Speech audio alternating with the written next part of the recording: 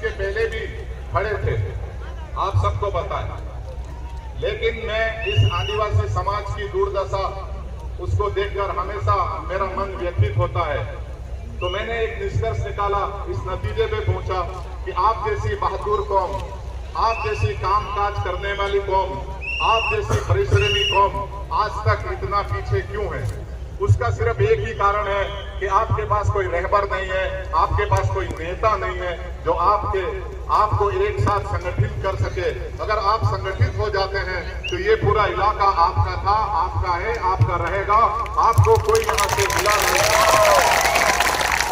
मैं आपको एक बाज का एग्जाम्पल दूंगा। बाज पक्षी होता है जिसे हम लोग शाहीन कहते हैं, आप लोग ईगल कहते होंगे।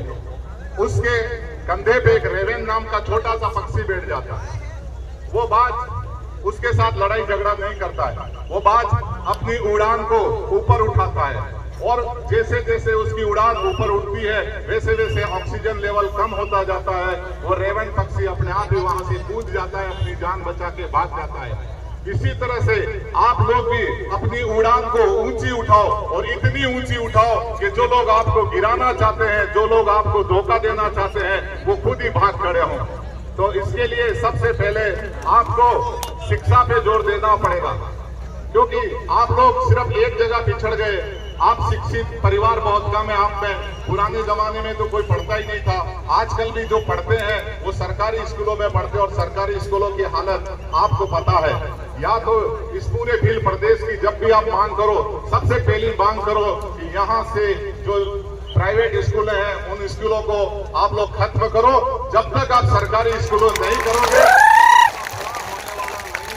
क्योंकि आपकी हैसियत, आपके पास इतना धन नहीं है कि आप प्राइवेट स्कूलों में जाके पढ़ाई कर सकें। मेरा आप लोगों से अनुरोध है कि आप भील प्रदेश जिस हिसाब से आप प्रदेश मांग रहे हैं, मुझे नहीं लगता कि इस हिसाब से तो आपको जो 5 किलो अनाज मिल रहा है वो भी मिलने वाला आगे चल के। इसके लिए आपको ताबड़तोड़ रैलियां करनी पड़ेगी, बहुत संघर्ष करना पड़ेगा। इतना जल्दी कभी किसी को कोई चीज आज तक न मिली है न आगे मिलेगी।